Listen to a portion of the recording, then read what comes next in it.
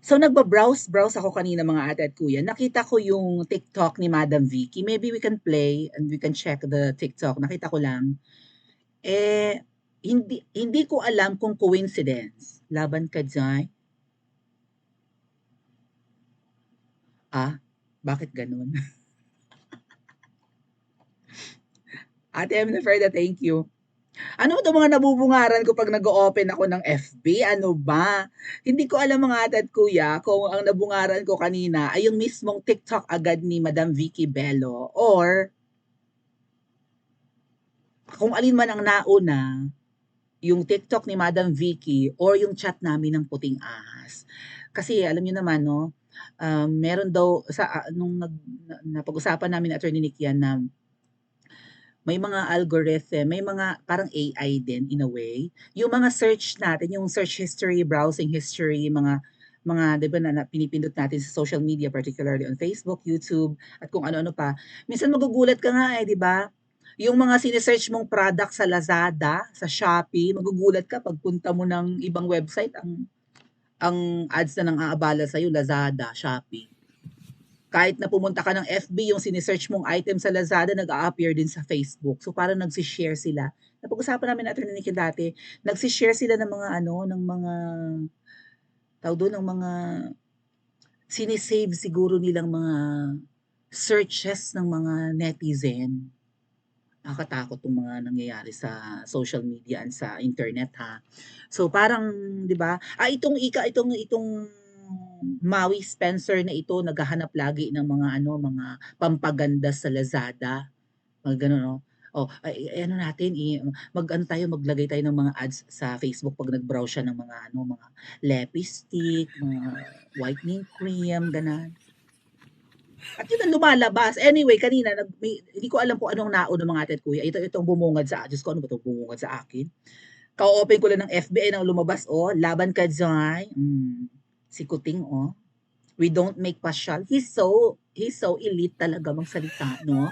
He's so social, parang he's so akla. We don't make pasyal. Lentek. Ano yan, konyo, kolehiyalo, kolehiyala, lentek. Oh. Saan yung pasyal, we don't make ito yung topic natin kagabi. Anyway, so much for that. Pwede bang i-refresh ko yung aking FB? Pwede bang i-refresh ko nang maalis yung pagmumuka? Hanapin natin si Vicky Bello. Kasi nagbabrowse nga po ako kanina mga ate at kuya. Vicky Bello. Ay, double L. 1L lang. Oy. Yan. Nakita ko yung TikTok video niya. Let's see. Oh, si Vicky Bello, kaibigan ni, yung nasa gitna po. Ay, hindi nyo nakikita. Picturean ko. Medyo connected to. Si Vicky Bello, kaibigan ni Alice Eduardo. Yung nangdura kay Vicky Bello, kaibigan din ni Alice Eduardo. In fact, nakita ko si Alice Eduardo at ang kanyang kapatid sa event nung nandura. Imagine that. Okay? That's Alice Eduardo and Vicky Bello.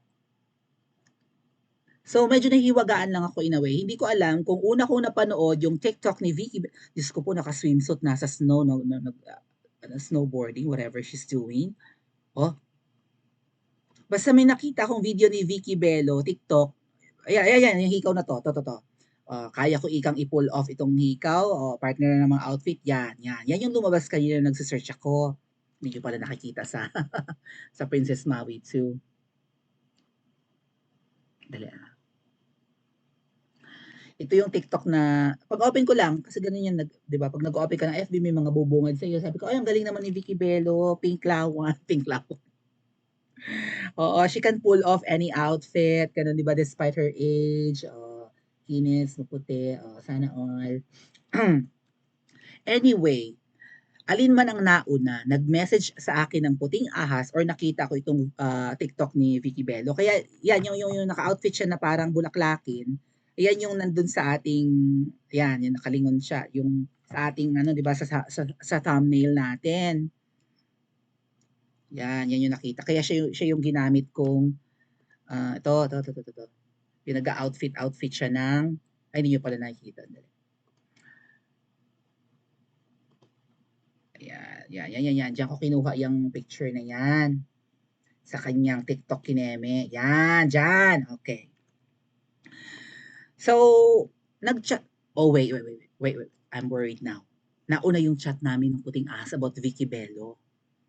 Isipin niyo yan, parang kina-capture ng FB yung mga napag-uusapan natin. Mag-ingat kayo mga ate at kuya ha. Ibahin niyo na lang spelling.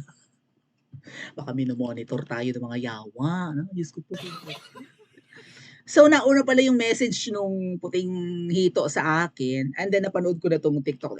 Maybe it's just coincidence, no? Napaparanoid ako kasi syempre, di ba?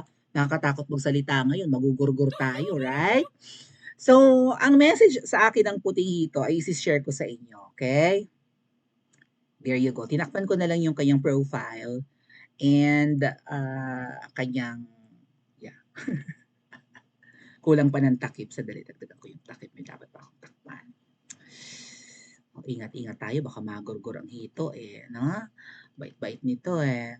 Marami tong alam. Okay, got it. So, yan ang chat ng puting hito sa akin. Dali, pakita ko lang sa ating ayan. Sa ating Princess Maui 2 channel.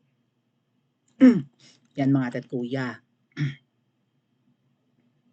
Okay? Basahin ko sa inyo ha. Madam Vicky, baka masilip mo ang channel kong mumunti. Can you comment on this? Is this real? And if it's real, huwag kang magpapi, madam. Diba? Yung yaman mo, pinaghirapan mo, at least hindi mo ninakaw, Madam Vicky, alam mo yan, diba? Alam to ng circles of friends niyo, alam to ng mga elite groups, mga miyembro ng elite, ng mga upper class. At least ang yaman mo, pinaghirapan mo, Madam Vicky, diba?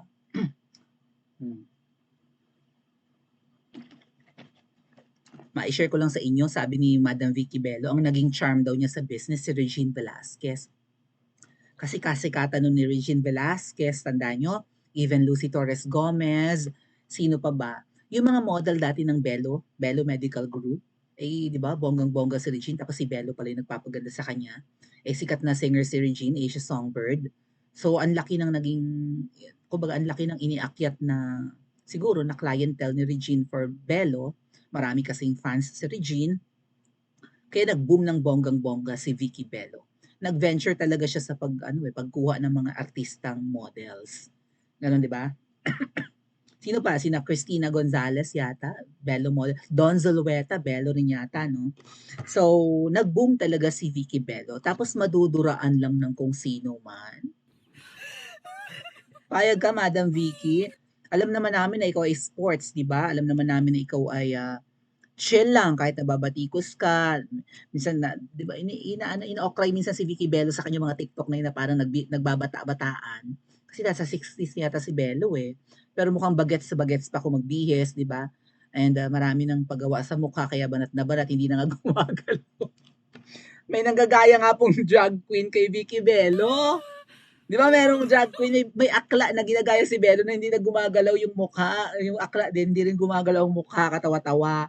Pero hindi napipikon si Bello, mga ate at kuya. Sports siya, natutuwa siya na may mga drag queen na nanggagaya sa kanya or yung mga akla na nag-i-impersonate sa kanya. Hindi rin gumagalaw yung mukha ng akla. Pero yung maduraan ka, ibang usapan yan, mga ate at kuya. So, yan ang message sa akin, ha? Sahin ko. Kakaloka, muntik na maduraan si Bello. Sabi ko, ha? Kailan at bakit? Aalamin ko kwento maya, sabi niya, kaloka, sabi ng puting hito. Sabi ko, grabe ang kabastusan at kahayupan niya ha. May pinag-uusapan kami ni kasi ni puting hito na babae. May babae kaming pinag-uusapan. And then siningit ni Hito na yung babaeng pinag-uusapan namin ay muntik nang maduraan si Bello. Walaan niyo kung sino. Even Rosana Roses ba ay even Rosana Roses, model din ng Bello. Talaga maputi naman yun eh. Sabi ko, grabe ang kabastusan at kahayupan niya ha. Kasi napag-uusapan na namin, may mga naunang convo kami ni 'di ba? Ito yung latter part na eh. Tapos after few minutes, nag-reply sa akin si Puting Hito, ang sabi niya, lasing ata. Oh, lasing? Sabi ko, Irma girl. So, okay, muntik ng maduraan. Lasing daw. Ano ang nangyari? Well, kung pag-aaralan natin yung mga sinabi sa akin ng Puting Hito about Madam Vicky or kung ano nangyari kay na muntik-muntikan na siyang Diyos ko, hindi ko ma-take mga tat kuya. Mabait naman tong si Vicky Bello, very sports ito eh. Masayahin, ayun nga, nagti-tiktok-tiktok si Madam o sexiness. Ay, baka ma-strike ako, sandali. May ano yan, may ano tawag doon, may copyright. Anyway, pause ko na lang. Sige, play mo na. Very ano to, no? Game na game sa mga, at mo, nagti-tiktok, sikat sa TikTok si Madam Vicky. No, di ba? At her age, at least lagpas golden age na si Madam, eh, game na game sa pagti-TikTok. Ako nga, wala akong oras mag-TikTok eh. Ah, ba't siya maduduraan? Anong ginawa niya? Well, yun nga raw, lasing. Oh, meron kasing post na ang almusal daw ni, pag-usapan natin mamaya sa susunod topic. Tanghaling tapat daw, mahilig lumaklak itong nandudura. Sabi ng isang abogada. Puntahan natin mamaya.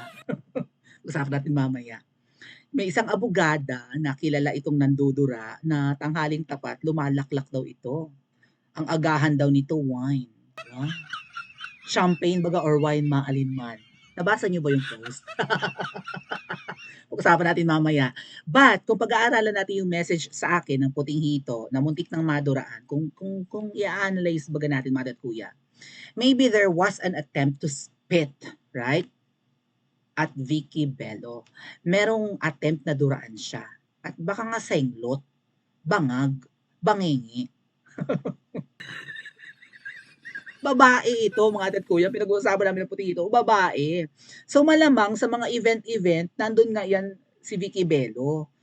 Pwedeng may isang event, umatin si Madam Vicky Bello, sabi ko nga, di ba, si Bello, friend ni Alice Eduardo, ni Small Laude, ang picture nga ni Bello at ni nakabalandra agad din sa social na media.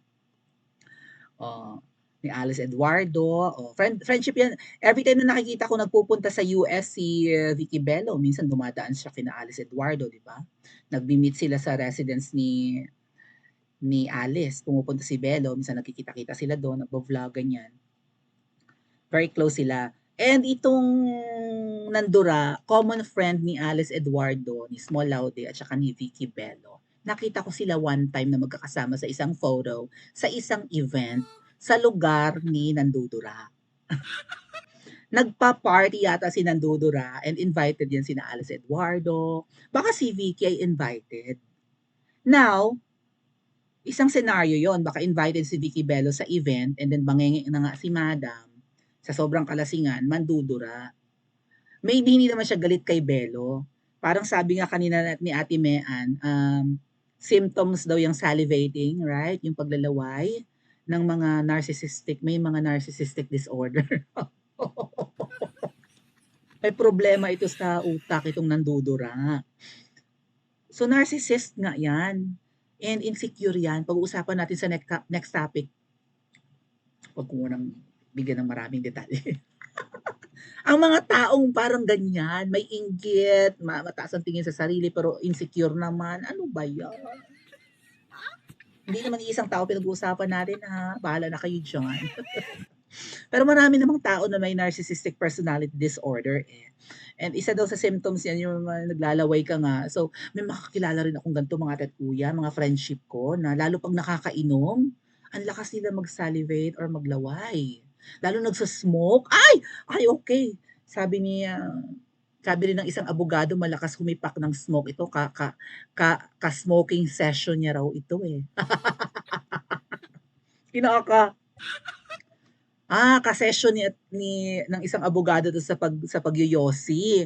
Yung mga tao kasi nagyosi talaga mahilig ng gumanyan. So siguro doon sa event na magkasama sila, either event ni Madam Vicky or event itong nandudura, ay senglot na itong babaitang malakas lumaklak, malakas humipak, 'no?